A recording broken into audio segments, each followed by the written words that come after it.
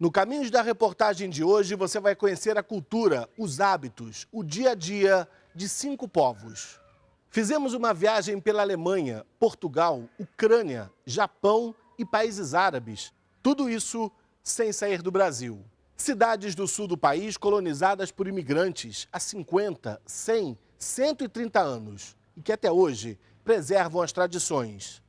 Estrangeiros, descendentes e brasileiros vivendo juntos em harmonia e praticando dia a dia o intercâmbio cultural. Povos diferentes, pessoas iguais. Agora, no Caminhos da Reportagem. Eu sou brasileira. Me Brasilite. Ane Brasilie. Ich bin Brasilianer. É brasilianca. Eu sou brasileiro. Eu sou brasileira. Temos orgulho de ser brasileiras. Rostos e sotaques tão diferentes em uma mesma nacionalidade. São todos brasileiros. A chegada de imigrantes de origens tão diversas começou no final do século XIX, quando se vê a necessidade de substituir a mão de obra escrava no Brasil. O governo imperial, diante da iminência do fim do tráfico, se preocupou muito em fazer esforços para promover a imigração. E fez isso através do Ministério de Negócios do Império, que tinha um setor chamado Inspetoria de Terras e Colonização, né? E que vai fazer uma série de promoções nesse sentido. A chegada dos imigrantes coincide com a diversificação dos padrões agrícolas, principalmente no sul do país. O café do Vale do Paraíba estava já decadente e os novos setores do Oeste Paulista já estava maduro e os novos setores que vão se expandir, que são as frentes pioneiras de São Paulo, do Paraná, etc., né, já vão usar maciçamente esses imigrantes. No sul do Brasil, a ocupação, né, sempre foi uma ocupação meio descentralizada. Quer dizer, não houve uma ocupação como houve no caso do Rio de Janeiro ou de São Paulo, muito direcionada para um produto só. Você vai ter uma agricultura diversificada, vai ter o que o Antônio Barros Castro chamou de uma industrialização descentralizada, voltada, pequena, voltada para o mercado interno.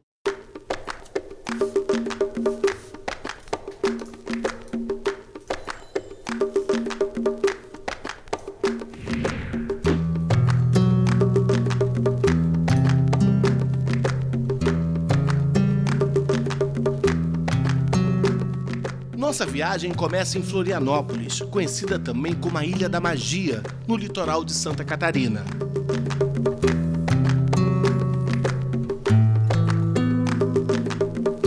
Uma cidade colonizada pelos açorianos, portugueses das Ilhas dos Açores. O arquipélago fica ao norte do Oceano Atlântico. Foi de lá que vieram cerca de 10 mil imigrantes entre 1748 e 1756. E se instalaram em Florianópolis. Houve um período na história que foi a União Ibérica, onde Portugal e Espanha tornaram-se um país só. Depois dessa dissolução da União Ibérica, começa o conflito aqui no sul do Brasil para saber de quem é essa terra, é de Portugal, é de Espanha. Então Portugal resolve dois problemas com apenas uma ação. Ele promove a migração de casais açorianos para o sul do Brasil. Lá nos Açores, tinha enfrentado recentemente abalos sísmicos, terremotos, então estava muita gente desabrigada, a terra estava concentrada na mão de poucas pessoas. Então o governo publica um edital régio em 1746, convidando casais açorianos para migrarem para o sul do Brasil e ocupar essas terras aqui.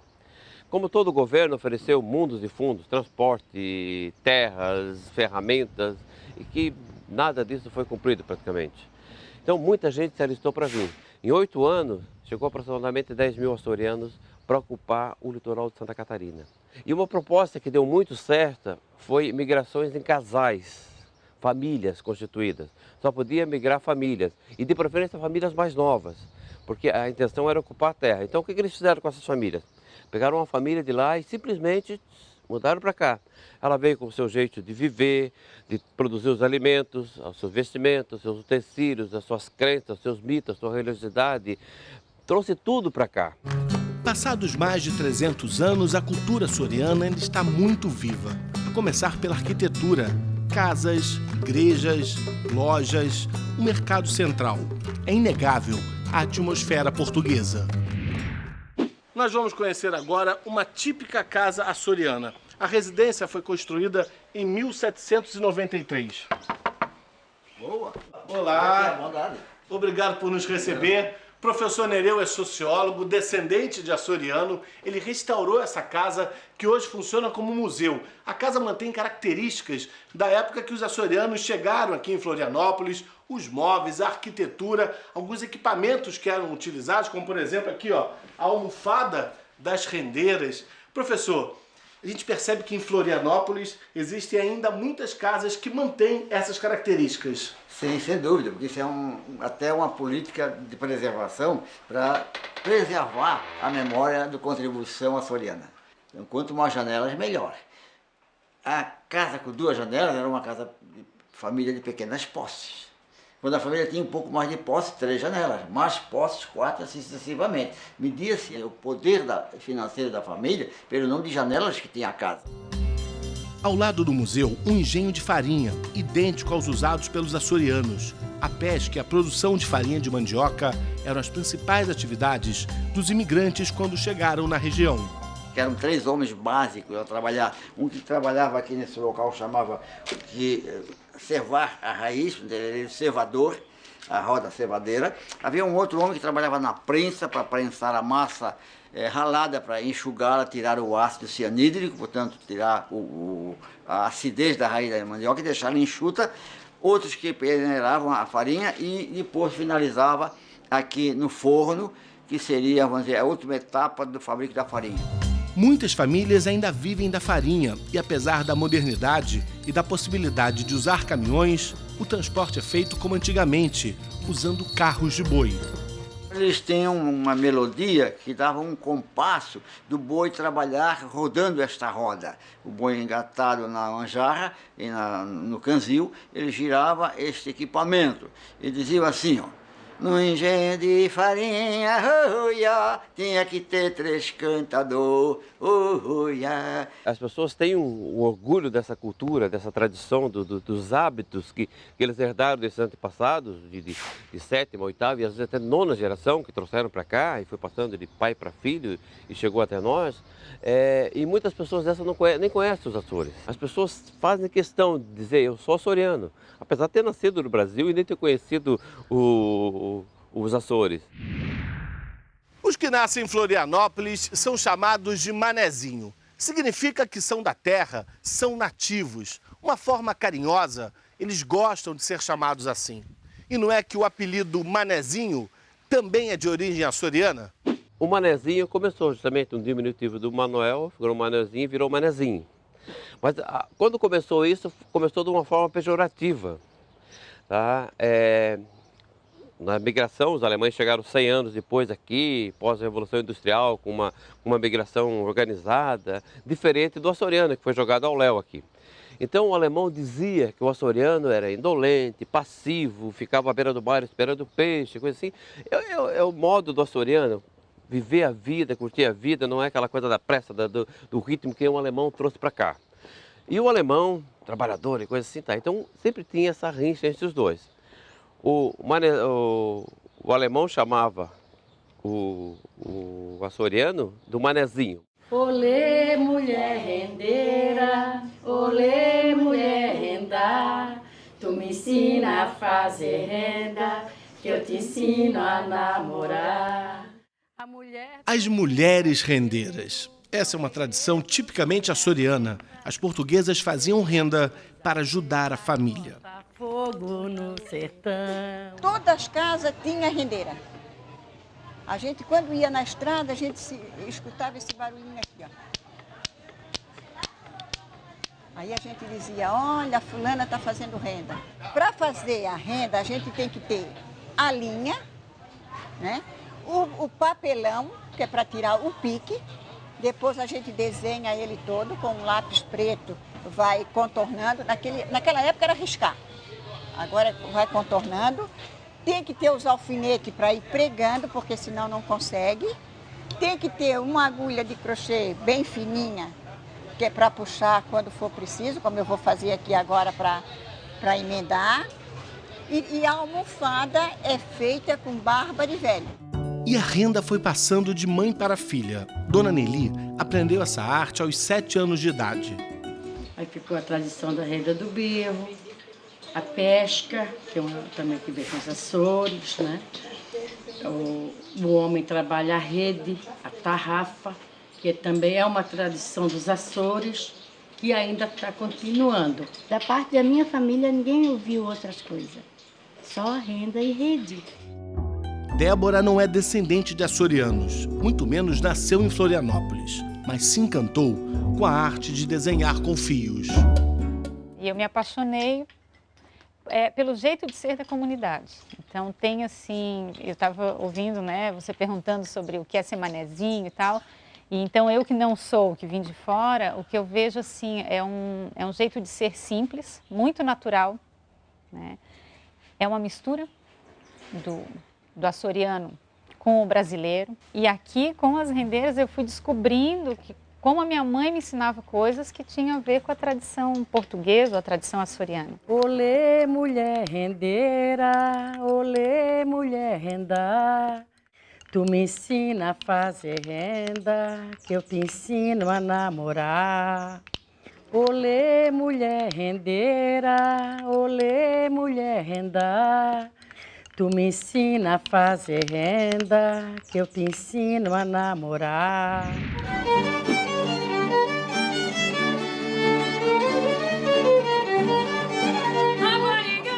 Roupas, dança, música, o sotaque então. Rapariga, não te cases com rapaz que seja feio.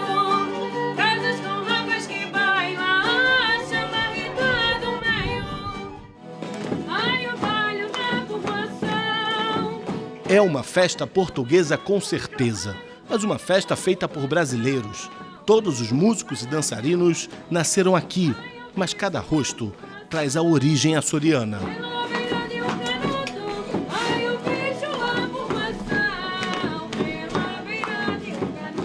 As famílias que trabalhavam na roça com o milho, com o feijão, ou no tear, ou no algodão, fazendo todo esse trabalho, e era um trabalho muito árduo. E se juntavam depois as famílias, até na própria eira, ou na casa de alguém, arredavam-se os móveis e faziam-se os bailes, porque era um povo muito alegre, e é ainda um povo muito alegre, e que tem essas habilidades todas de tocar e de cantar. A gente já foi algumas vezes para lá, nos Açores, na Ilha dos Açores, e isso foi o mais interessante, que é muito parecido o jeito de viver daqui e lá. É uma coisa que está sendo esquecida, foi esquecida, mas a gente está trazendo, a gente está revivendo de novo essa cultura para que ela não morra, para que eu quero que meus filhos, meus netos participem do grupo também, que o grupo chegue até lá. A música do grupo me ajudou a aperfeiçoar a minha voz, pode-se dizer. E hoje a motivação inicial mesmo é a paixão pela cultura, porque a gente tenta reviver o que eles nos deixaram. Ai, minha mãe logo me disse, não te metas no canalha. Ai, minha mãe logo me disse, não te metas no canalha. Na plateia, 2 pessoas assistem à apresentação e lembram do passado, da época que moravam em Lisboa. Este casal de portugueses trocou a terra natal por Florianópolis há 4 anos. Os hábitos alimentares são um pouco diferentes, mas sentimos em casa. Falamos a mesma língua, que é um ponto importantíssimo, né? E de fácil integração, quando se fala a mesma língua, é meio caminho andado para as pessoas se integrarem. Eu vou-lhe ser sincero, cada vez que penso ir, que o meu marido me diz para irmos a Portugal, eu digo, ai, eu não quero ir. Eu já me sinto melhor cá do que em Portugal, sinceramente. Rema, rema, remador, rema. rema que estamos perdidos. Rema, rema, remador, rema que estamos perdidos. Temos os panos rasgados e os remos estão rendidos. Temos os panos rasgados e os remos estão rendidos.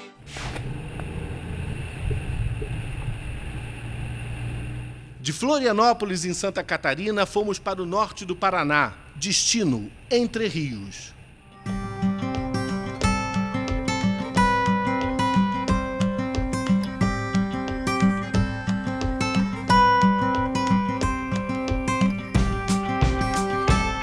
Quanto menor é a região, maior a tradição. Entre Rios é um dos distritos da cidade de Guarapuava, uma localidade pequena, calma, muito calma. A economia gira em torno da agricultura. Em Entre Rios, o português é a língua oficial, mas o idioma que mais se escuta é o alemão. Rosette, was für eine Gruppe hast du jetzt oben in der Schule? Ich habe jetzt die 10. Klasse. Os suábios do Danúbio são um povo de origem alemã. A partir de 1720, a convite do Império Austro-Húngaro, os suábios colonizaram parte do leste europeu, onde hoje estão a Iugoslávia, a Romênia e a Hungria. Permaneceram por ali mais de 200 anos. Os conflitos que culminaram com a Segunda Guerra Mundial fizeram com que essas famílias tivessem que sair dessa região e se refugiarem na Áustria e na Alemanha a partir de outubro de 1944. Essas regiões elas estavam superlotadas de refugiados. E aí, através da ajuda suíça para a Europa, era uma entidade que cuidava dos refugiados, é que surgiu o interesse de uma comissão que se formou a partir daí em procurar terras em outros países para que essas famílias pudessem ter um recomeço. Nós tínhamos na época na Áustria a oportunidade de viajar em outros países, como a Austrália, Estados Unidos, Inglaterra, França, Canadá. Só aqueles países, Canadá como Estados Unidos, não queriam receber os velhos. Só quem podia trabalhar podia ir lá. Os velhos tinham que ficar na velha Europa. E Brasil, nós recebemos tudo, família, de braço aberto. Este casal chegou em Entre Rios em 1951. Eram crianças, mas lembram de como foram difíceis os primeiros anos no Brasil. Como é que começou as casas aqui? Os pais derrubavam os pinheiros e havia uma serra da Alemanha e eles cortavam os tábuas e os chicotes e eles mesmos começaram a fazer as casas. Cada pai tinha de trabalhar com um carpinteiro para fazer a casa dele. Era para nós também muito difícil. A gente ia na escola de manhã, o pai já esperava meio-dia com a carroça. Nós já subia na carroça e ia junto no campo, né? Ajudava lá a carpir arroz e milho e tudo, né? E a gente não tinha muita liberdade, assim, só trabalhar, era muito difícil, sabe? Eles faziam de tudo para subir, para ter uma coisa. Eles perderam tudo lá, na Iugoslávia, né? Vieram sem nada, daí eles estavam com uma vontade de começar, todo mundo estava com uma vontade, assim, com uma força de vontade, para começar de novo a vida, para ter uma coisa. E eles, por isso eles trabalharam muito e faziam de tudo, muito esforço para subir na vida, né?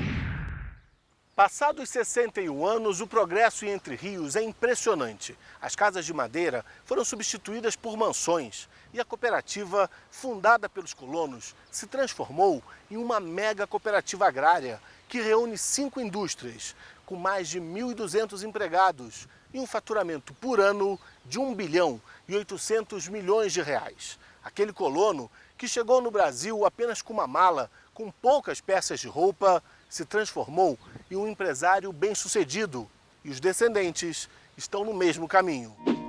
Arquitetura moderna, indústrias ultratecnológicas e muita preocupação com a educação. Com o progresso veio o dinheiro e boa parte dessa verba é investida em escolas. Erzähle mal, beschreibe dein Haustier. Er ist eine kleine Katze, heißt Joni und hat schon 8 Monate. Este colégio foi construído e é mantido pela cooperativa dos colonizadores. As crianças são alfabetizadas em português e alemão. No rostinho de cada uma, as marcas fortes da origem europeia. Guten Morgen! Guten Morgen! Wie geht es euch? Gut! A professora da turma é brasileira, neta de alemães. Hoje domina os 2 idiomas. A minha alfabetização foi toda em alemão, a educação infantil era totalmente em alemão. A gente aprendeu a falar o português só no prezinho, que na época era com 6 anos. Então, era natural. Você encontrava as pessoas no mercado, na rua, todo mundo falava alemão. Então, isso é uma coisa natural. E até hoje, parece que a gente tem uma chavinha automática na cabeça. Você vê alguém que fala alemão, eu não consigo falar português com uma pessoa que eu sei que fala alemão. Os colonizadores que fundaram a escola fazem questão que essa nova geração aprenda uma lição importante. A origem está lá na Alemanha, mas o Brasil é o país do coração. Para nós é como se fosse minha terra natal, porque meus filhos nasceram aqui, eu me criei aqui, né? E eles deram toda a oportunidade que a gente podia ter, né? E eles até liberaram para nós falar em alemão, estudar em alemão, ter a tradição, tudo em alemão. Isso foi muito para nós, né? Vindo assim depois da guerra, né? Isso foi muita coisa que eles fizeram para nós. No próximo bloco, nós vamos mostrar uma pequena cidade no norte do Paraná, fundada pelos japoneses. Em Açaí, encontramos monges budistas, lutadores de sumô e muitos brasileiros que só falam em japonês. Nossa equipe também foi conhecer a cultura ucraniana na cidade paranaense de Prudentópolis.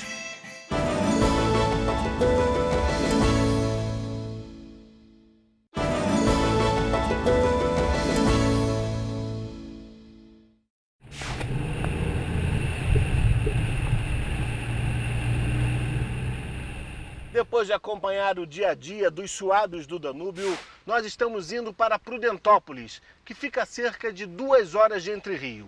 O lugar é conhecido como a cidade brasileira dos ucranianos.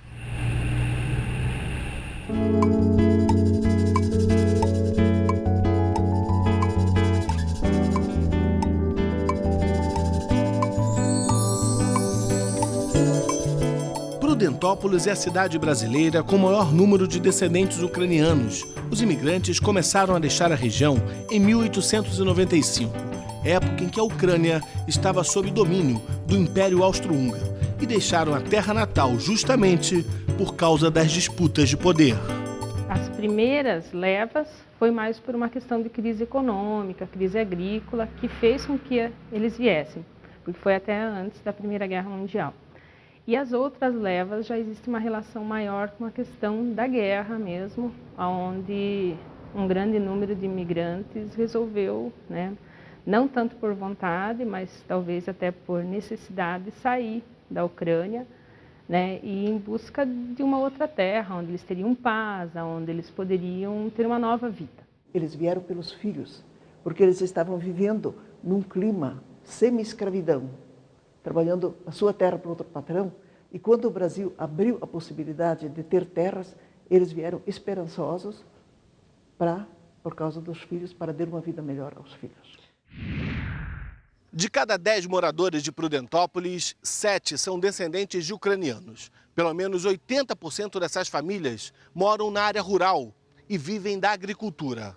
E o dia a dia da família ucraniana é de trabalho, né? E principalmente a família é muito unida, né? Pai, mãe, filhos, né? Eles vão junto na lavoura, né? As crianças desde já nasce ali, já tá junto com a família trabalhando e vai pegando, né? É uma questão cultural da própria agricultura, né?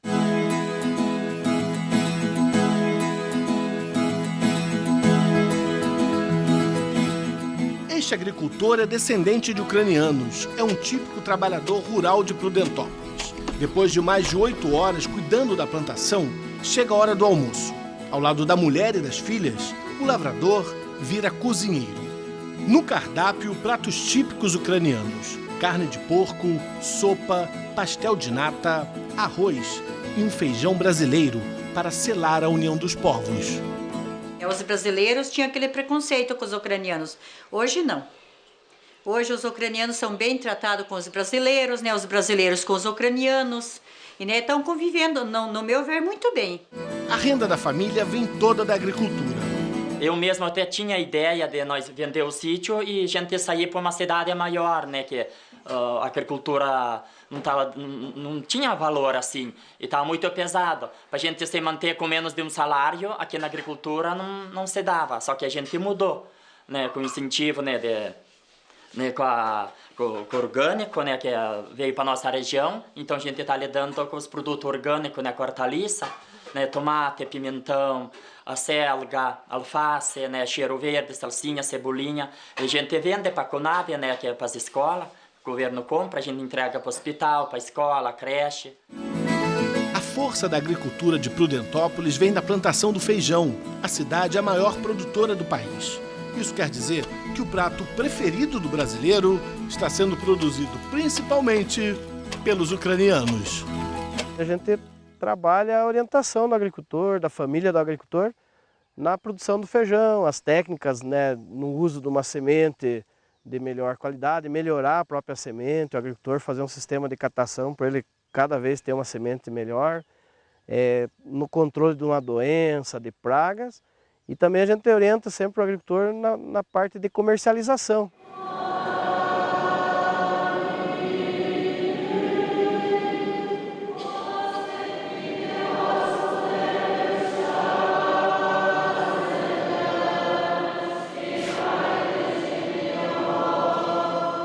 Uma marca forte da cultura ucraniana em Prudentópolis é a religiosidade. Os moradores dizem que a igreja ajudou a manter os pioneiros unidos.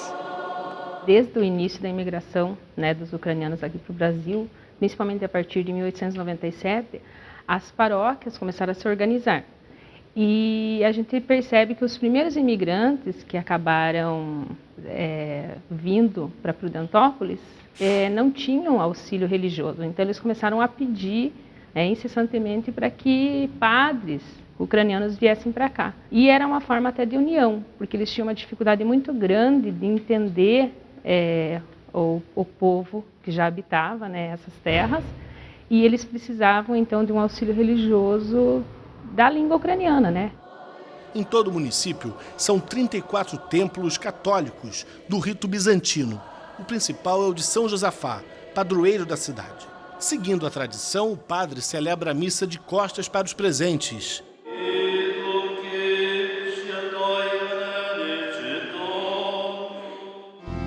Dona Rosa tem 86 anos. Filha de ucranianos, ela mantém a tradição de rezar a oração do Pai Nosso no idioma dos antepassados. И прости нам, Боже наш, як и мы прощаем должникам нашим, и не веди нас в искушение. A nora de Dona Rosa também mantém o costume. Falamos em ucrânio tudo, só quando vem às vezes algum que não entende, tem que falar em brasileiro daí, mas assim, entre nós é tudo ucraniano. Eu tenho os netos que eles aprenderam as duas línguas. De antes, quando chegaram, só tudo em ucraniano. Tudo, escola ucraniana, tudo. Nada tinha brasileiro, ninguém sabia brasileiro falar. Que aqui na colônia é só ela, acho que da mais velha que ficou. Só ela, porque o resto tudo já faleceram. Então, ela é a única da pessoa mais de idade aqui da colônia. Então, ela às vezes senta, fala as coisas como é que era passado, tudo, né? A gente fica escutando, fala para os filhos dão risada, né?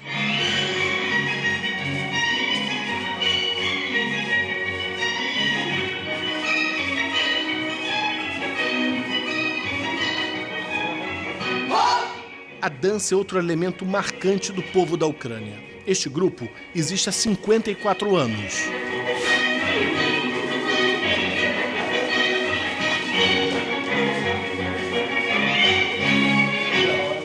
A maioria dos nossos pais, tios, avós até passaram pelo grupo.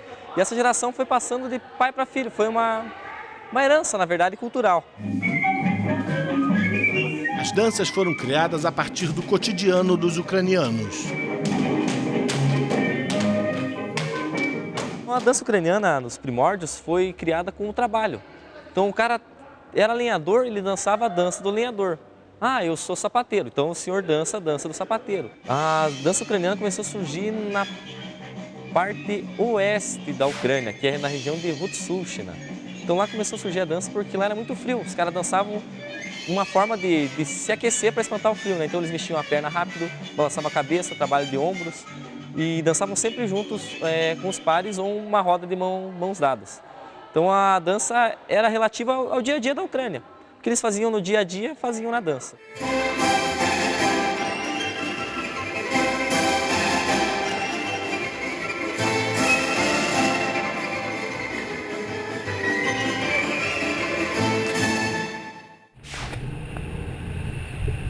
Depois de saber mais sobre a cultura ucraniana em Prudentópolis, seguimos para Açaí, também no Paraná, onde a influência japonesa é muito forte.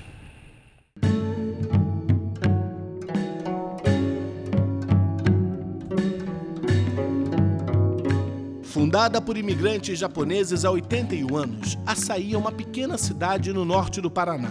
Como tudo aqui, o nome também é de origem oriental. Açaí significa a terra do sol nascente. Pelas ruas é fácil perceber a influência nipônica, uma população que faz questão de manter as fortes tradições. A saída do Japão, em 1908, né, é devido à crise econômica pós-guerra, né, que estava ocorrendo. E houve uma coincidência de que o Brasil, pós abolição dos escravos, estava precisando de braços. Em 1908, que foi o primeiro grupo, né, que desembarcou em Santos. E de imediato, bom, depois que passou por aquele abrigo, eles foram levados mais dentro da programação política, foi mandado mais para fazendas de São Paulo, com um contrato de que por X tempo, dependendo da fazenda, depois, então, se eles tivessem amealhado alguma coisa, poderiam ir para onde eles quisessem. E foi justamente nessa época, 1929, 30, 31, que muitos já tinham feito o seu pé de meia, né? Não muito grande, mas achava que poderia comprar uma terrinha. E estavam à procura. Mas como todos eles eram geralmente do interior de São Paulo, estavam naquelas fazendas, e viram a possibilidade de, quando começou a divulgar uma terra muito fértil, num lugar chamado Paraná. Os japoneses que vieram antes da guerra aqui, nos idos de 20, 30, o sonho deles era um dia voltar para o Japão. Então, para isso, não precisava preocupar muito com o problema do ensino da língua portuguesa aqui. Eles tinham que aprender o japonês, porque iam voltar para o Japão. Então os filhos tinham que saber ler e escrever o japonês, falar o japonês e viver como japonês. Mas só que houve a guerra, veio a guerra, né? O Japão perdeu a guerra e chegaram à conclusão de que no Japão não teria futuro, certo? No Japão pós-guerra foi triste, né? Nós sabemos pela história. Então eles falaram, não, já que nós vamos ficar aqui, né, o jeito é dar formação cultural para os filhos, formação profissional também para os filhos. No sítio da família Koguchi, nossa equipe foi recebida por esse simpático menino. Neto de seu Cairo, quarta geração de uma das famílias que fundaram Açaí. Os pais, avós, são as nossas raízes. E a nossa cultura respeita muito e cultua muito essa raiz que é base fundamental de qualquer família. O importante não é a gente tentar incutir a cultura japonesa, mas ensinar os descendentes nossos e também os cidadãos de açaienses para aprender o lado bom da cultura japonesa. Aí nós estamos satisfeitos, nós estamos felizes.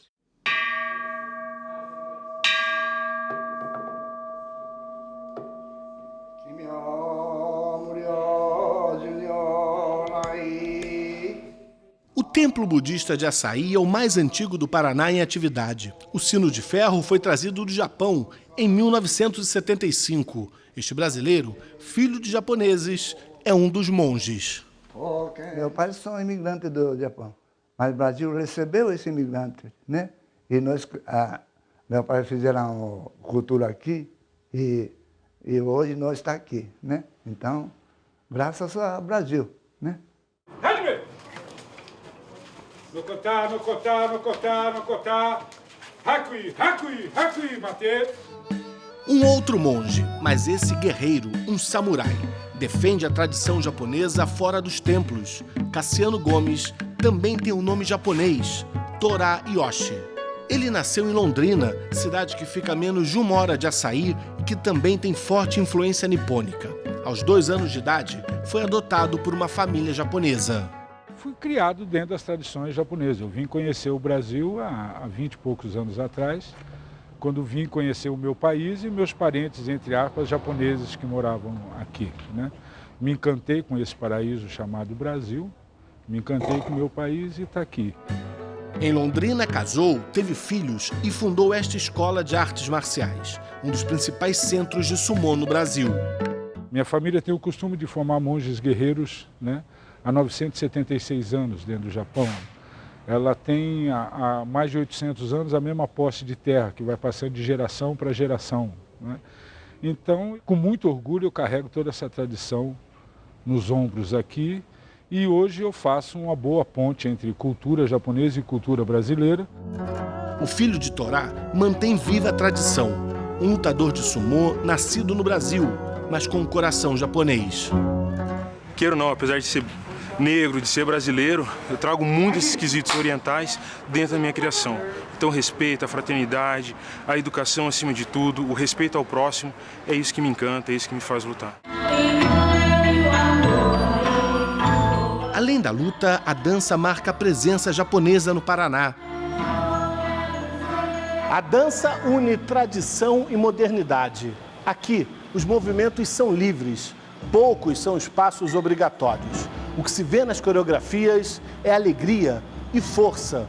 Esse é o carnaval japonês. E a energia que se sente aqui é muito parecida com a energia do nosso carnaval. A dança é muito alegre, né? É com muita energia, então fez com que os nossos jovens adorassem esse ritmo e implantassem aqui no nosso grupo. Eu gostei muito e me identifiquei bastante, então eu resolvi entrar também e também preservar, né, a cultura japonesa.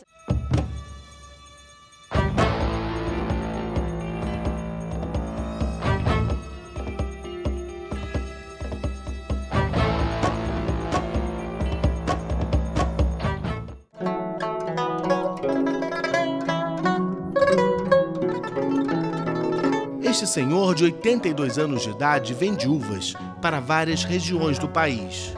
A rotina calma em Açaí em nada lembra os tempos difíceis durante a Segunda Guerra Mundial. Na época, ele foi um candidato a kamikaze.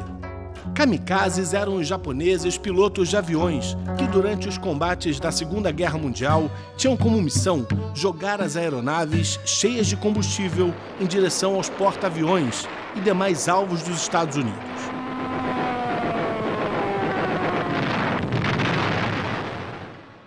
Este tranquilo agricultor ficou quase 3 meses na fila para ser um kamikaze, mas não conseguiu realizar sua missão. No dia que voaria contra o inimigo, não tinha avião para ele. Ficou deprimido por não poder ajudar seu país. Depois de um tratamento médico, decidiu vir para o Brasil. Trabalhar na lavoura, nunca falta comida, por isso mais medo que era do Japão. Trabalhei lá no Japão até 25 anos, mas não consegui para viver lá no Japão. Mudou para cá. Mas os frutos da imigração japonesa em Açaí vão muito além dessas belas uvas. O curso de idiomas mais procurado na cidade funciona nesta escola. Entre os alunos, filhos de brasileiros e filhos de japoneses que nasceram em Açaí. No quadro, a lição do dia. TV Brasil, Caminhos da Reportagem. Meu avô já foi professor desde lá no Japão. Depois veio para o Brasil, continuou lecionando. Meu pai também sempre dedicou à língua japonesa. E eu, graças a Deus, puxei. A nossa família sempre falou em japonês dentro da casa. Engraçado que os brasileiros parece que têm mais facilidade de aprender, de decorar, de decorar as palavras em japonês. 幸せはある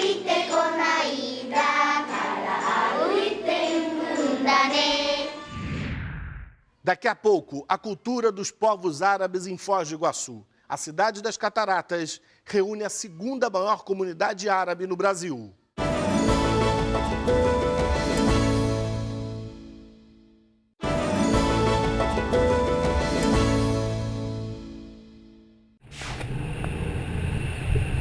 Deixamos os descendentes de japoneses em Açaí e viajamos para outra cidade paranaense, Foz do Iguaçu.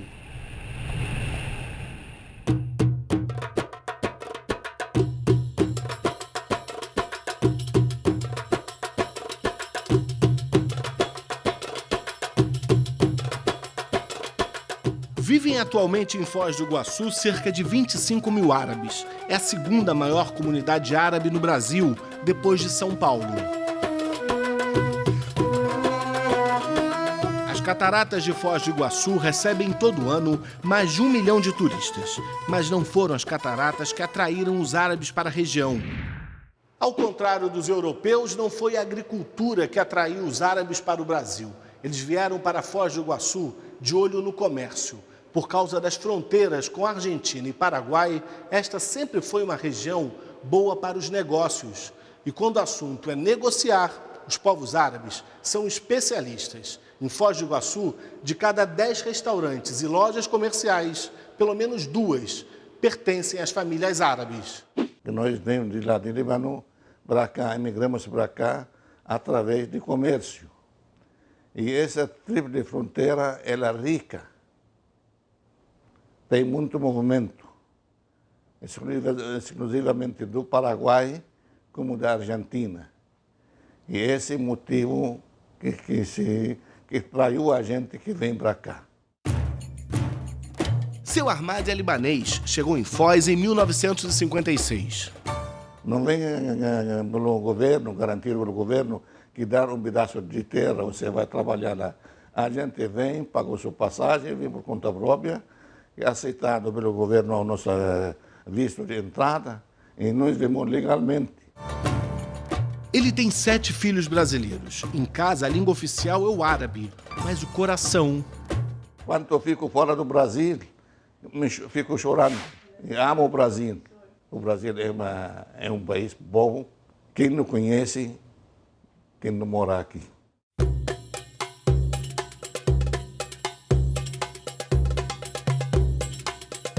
Assim como seu Ahmad, seu Abdala é comerciante.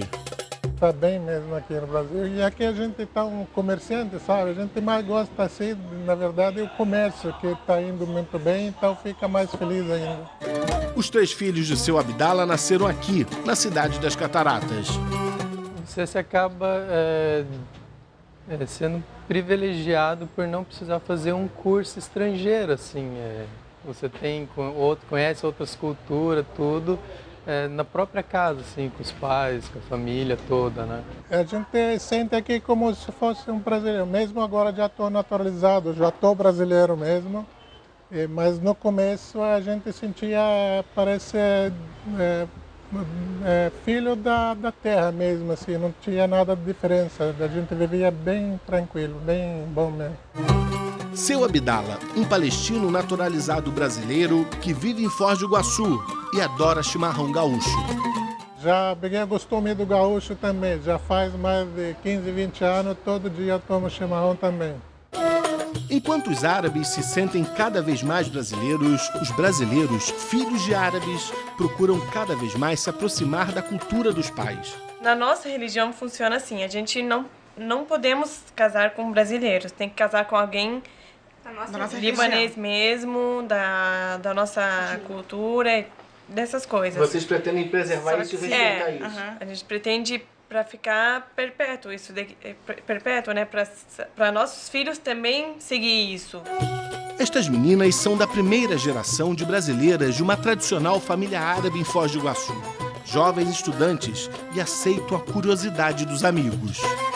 Eles querem saber mais do que a gente faz, como que a gente faz, por que a gente faz as coisas. E a gente sempre procura esclarecer para eles o máximo possível do que eles querem saber sobre a nossa cultura. Elas garantem que a convivência é a melhor possível, mas em algumas situações existe sim o preconceito, mesmo sendo brasileiras. Ainda tem pessoas que têm preconceito e a gente se sente ofendidas às vezes em alguns lugares. A gente passa e eles, olha as turcas. A gente não somos turcas, nós somos libanesas. Eu acho que o mais difícil foi tentar explicar por que a gente usa o véu. Isso. Porque muitos dizem pra gente assim, por que vocês escondem o cabelo? Vocês são carecas, vocês... Não tem orelha? Não tem... Mas eles perguntam essas coisas, que eles não sabem, né, como que é. Porque eles falam que é pra pessoa ficar preservada, só pro marido, só pra ele ver ela, entendeu? Que nenhum homem pode ver ela, além do marido. Aí é isso. E a gente também herdou isso da mulher do nosso profeta Mohammed, que ela também usava, e várias outras mulheres do islamismo também usavam isso.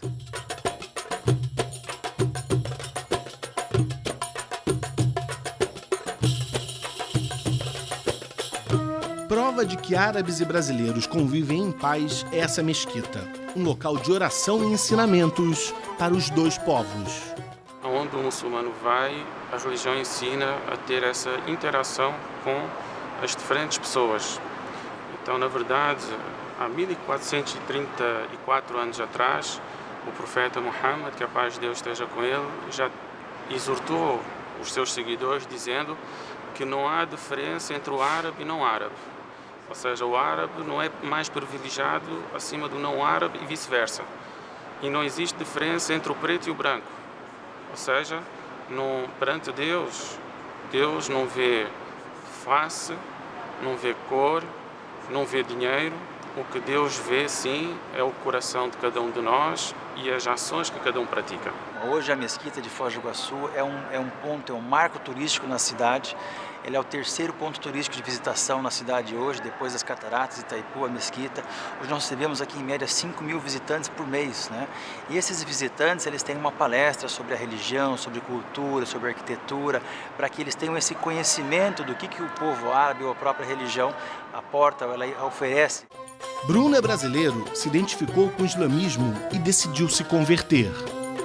É muito interessante Foz do Iguaçu exatamente porque nós temos diversas culturas, não só a árabe, mas também a chinesa. Então nós temos uma universidade de integração que são 12 países de toda a América Latina. Isso enriquece e se entende que não há só uma cultura, não há só um ponto de vista, há vários. E o que a gente vê aqui aprende a entender, a olhar o outro como algo belo, como algo fantástico, como algo a ser admirado. E então nós temos essa beleza, né? Esta região aqui é importante para qualquer um que venha a conviver aqui, se sente uma situação especial, pois aqui é importante convívio com 73 etnias, há uma natureza de se lidar com todos sem nenhum problema. No meu bairro no Líbano, dizem que a seleção brasileira sempre será campeão no mundo até que fim do mundo. Significa todo mundo gosta do Brasil, todo mundo tem parente no Brasil. Então, quando eu pisei o Brasil, não me senti que um outro país para mim.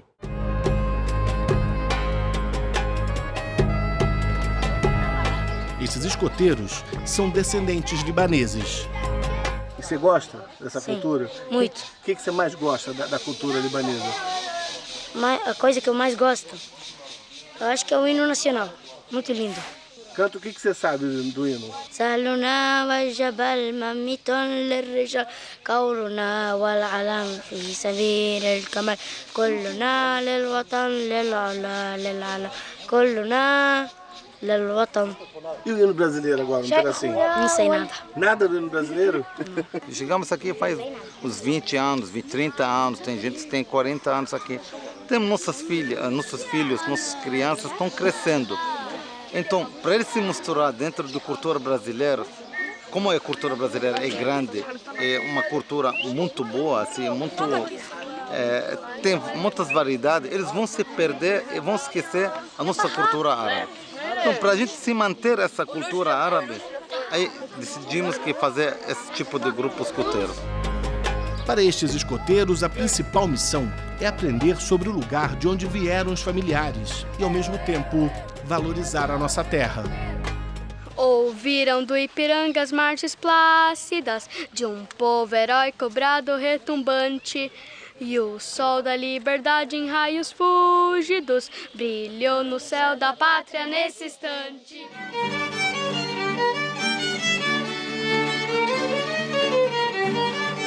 Rapariga, não te cases com um rapaz que seja feio.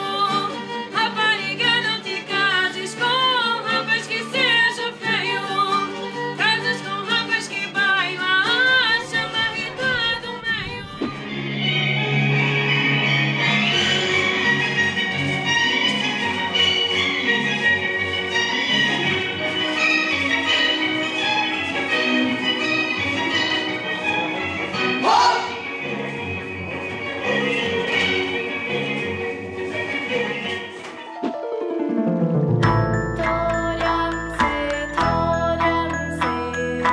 Go